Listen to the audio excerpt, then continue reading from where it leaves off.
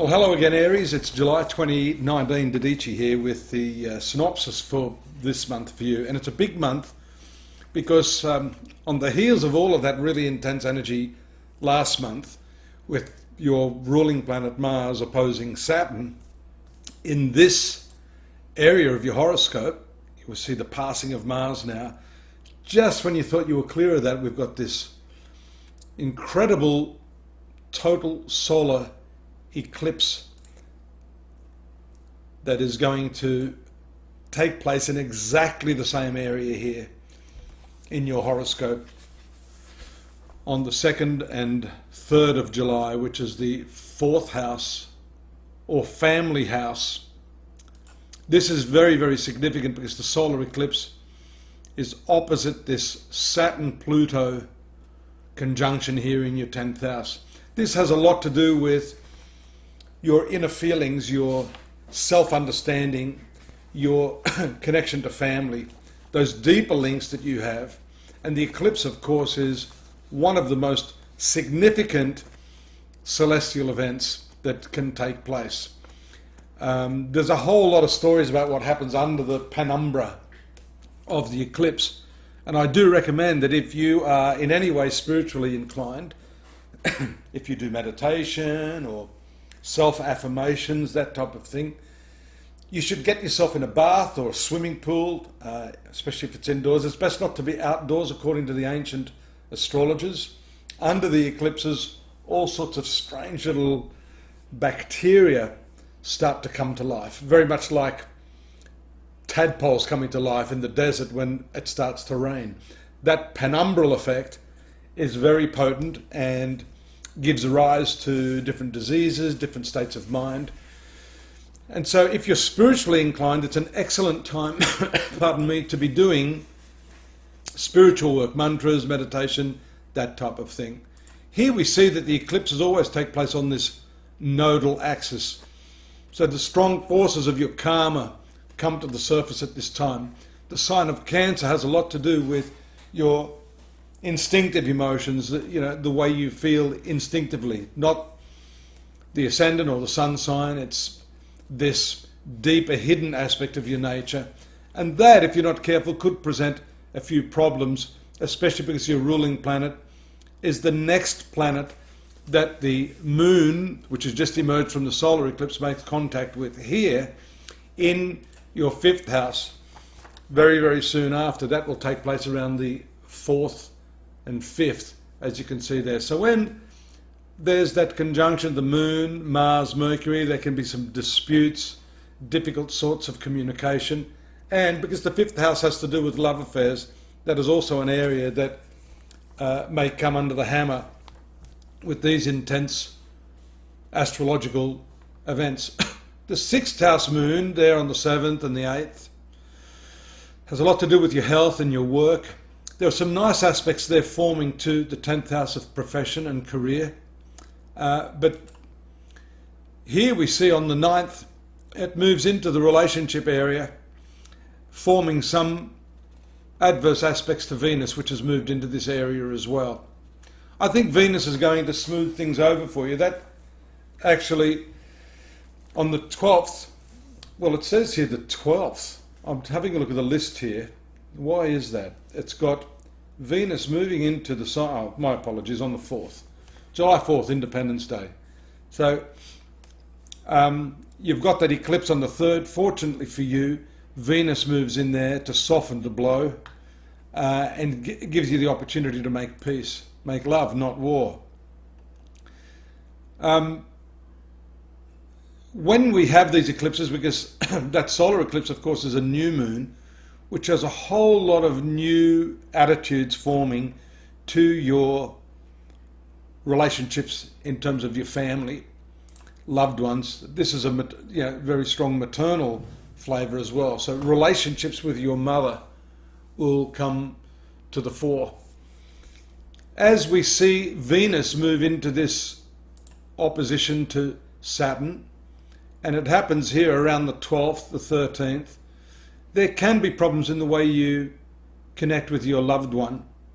It shows that you are maybe unable to intimately share some of your feelings with them.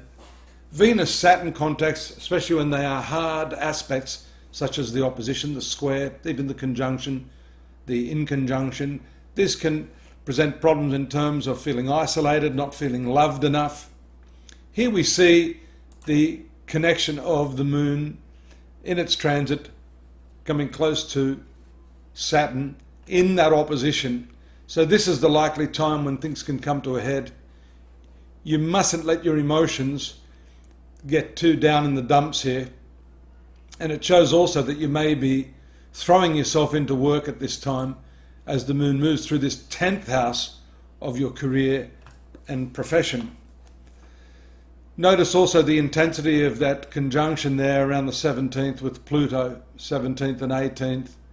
And then at least some reprieve as it moves into your 11th house of closer social contacts on the 18th, 19th through here. There may be some issues there. I'll just go back a little on that, where you've got that very hard opposition that starts around the 18th. Troubles with friends or lovers, that can be instinctively reactive responses to things around you. So this month is very much about understanding where your feelings are coming from and not jumping the gun too quickly, Aries. You need to just bide your time and maybe just let words or even actions flow on and don't get too caught up in that sort of thing. There's some nice downtime here when moon moves to the 12th house here, especially this conjunction to Neptune, which is very idealistic in the sign of Pisces. So a lot of spiritual work can take place here. And have a look at the favourable aspects that are formed to this 4th house, which seems to be the pivot of the horoscope. I did overlook to mention the earlier opposition or full moon that's going to take place up here in your 10th house, just at that time when the moon is in conjunction with Saturn, the South Node, and Pluto. So that's important around the 16th, 17th, 18th as the moon is transiting there. And that gives you an opportunity to shine quite well in your professional activities. And maybe because of those hard conjunctions to Saturn and Pluto, you'll be expending more energy than you need. You could be obstructed by a lot of the people that you work with. And so maybe this downtime is very, very well needed around the 20th, 21st as it moves into this strong conjunction. There are still continuing aspects down here, as you can see. You're not easily going to be able to rid yourself of this. However, the sun moves out, and that's a pretty significant force, the sun, and then also Mercury.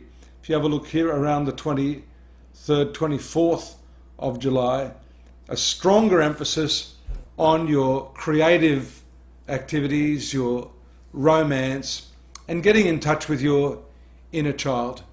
There we see around the 25th. This is also a very strong competitive element to your horoscope, where you have this Mars and Sun conjunction. Sun will catch up, but that will more than likely be later in the month. But still, you've got that power combination indicating that you have a will to win and the ability to do so, especially if you're engaged in strong sorts of physical sports. Notice there too, around the 28th, the conjunction of Venus to the Sun here. That conjunction is also what we call combust. So that can, again, bring back some issues associated with your marriage, your business partnerships, and so on and so forth. So there the emphasis shifts, and you see here that I don't know whether the moon will make it into there. It probably, or maybe it will, but you've got Venus in there. That is a much more amorous position and shows that the competitive urges that you have been exhibiting in the last few days of the month are tempered a little bit by this more creative, seductive Venus. So that's it. Leave me your comments. If you want a reading, just send me a message. I do my best to get back to everyone there. And of course, don't forget to stop in at astrology.com.au for more detailed analysis of what's happening for you at this very, very critical time of 2019. Look forward to your company next month. Bye-bye.